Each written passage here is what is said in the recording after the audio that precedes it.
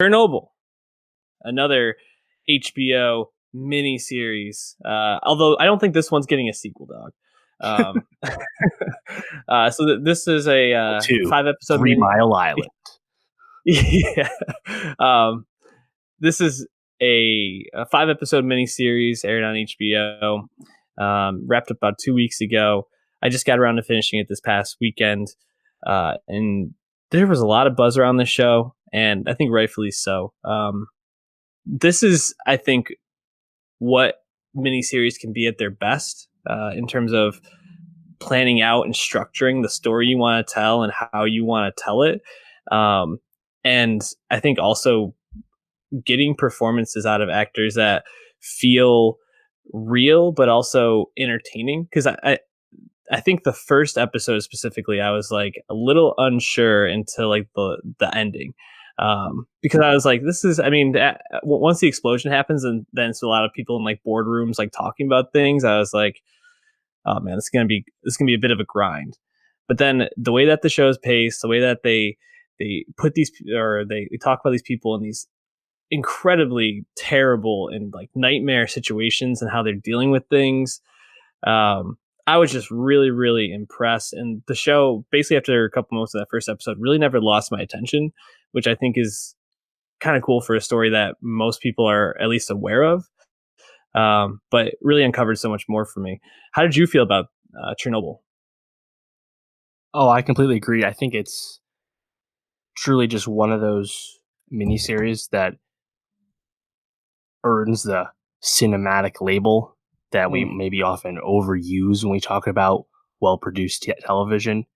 And I mean, the cinematography really stands out in a unique way. Like the production really captures the initial disaster of it all, and then of course the fallout, which is like perhaps the more interesting stuff to get into. But I don't know. I think it really made you feel like you were in Pripyat, Ukraine, Mm-hmm. and like I think Chernobyl as a phenomenon. You know, it's been. I mean, we hit the Chernobyl Diaries horror movie from a few years ago that wasn't very good, and I remember I had always read and been interested in like Chernobyl tourism and how that actually works and stuff. Mm-hmm. And of course, I played all gillied up in Call of Duty 4. You know, I had been there with Yeah. the sniper rifle, right?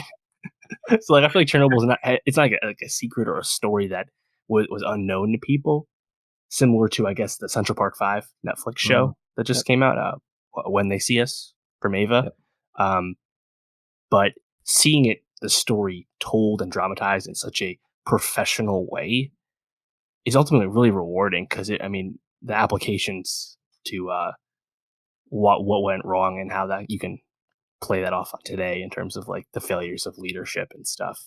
It's it can be a tough hang at times, but I also feel like it's kind of rewarding, and it's tough to say that about most miniseries, especially historical ones. Yeah.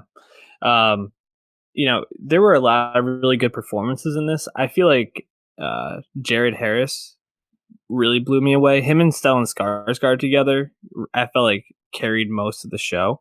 And obviously they were the two main characters at the center of the aftermath and how they were dealing with this crisis. But I really felt like not only their relationship throughout the show, like kind of how their, I guess you could even say like friendship. I'm not sure if they would describe it that way, but the way that the show portrays is that they develop this friendship as the series goes on, and this trust between them, and then how they deal with, especially the end, like how they tell the world about what happened. I thought was just really well done. Both of them gave great performances. Also, Emily Watson, who played Ulana, Yep. a made up fictional character, which they address at the very end of the show. I thought she gave a really strong performance. It's easy to really like her character because she's by far the most moral one and the one who seems like the most competent. And she's characterizing, dozens of scientists who were helping out at this.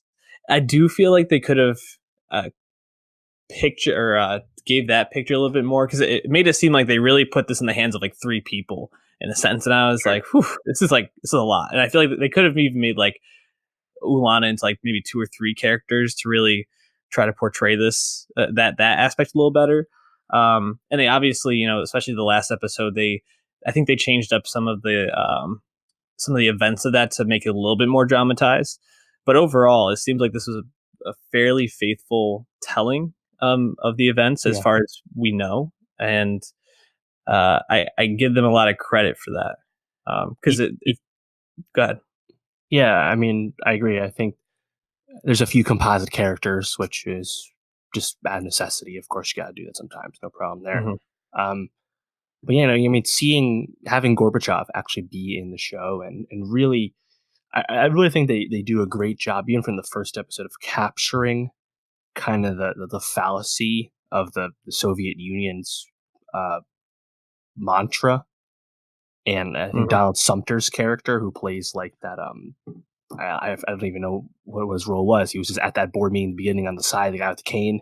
It's just Oh some yeah, kind of high guy in the party, and he just spews the Kool Aid right in such a confident way, and everyone gets up and cheers. And I think it just really captures how something that's a regime that was supposed to be pro people was really just anti the public, right? In terms of yeah. how he was just advocating for straight up just lying to the public and cutting off the phone lines so they don't even say anything to anyone else. Like Hmm.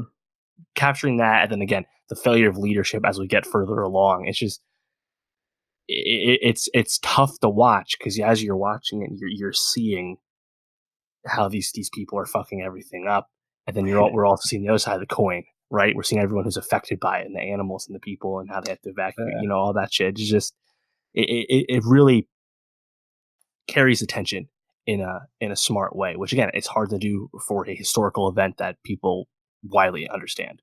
Uh, Also, shout out Baird Keoghan having a I role. beat you to it. Love him, and of course, David McKelton, the guy who plays Roose Bolton on Thrones, Hmm. who's the prosecutor. Yeah, Obviously, love those guys. But yeah, love yeah, Chernobyl, man. Really came out of nowhere. We were not sure if we would even cover it, but it really caught on and became a bit of a cult hit, sensation. which is Yeah. impressive given that it was running, or maybe because it was counter Thrones programming in the beginning that it Hmm. succeeded in such a way. But yet another hit for HBO, and frankly one of their most unexpected yet. Absolutely. Definitely recommend Chernobyl.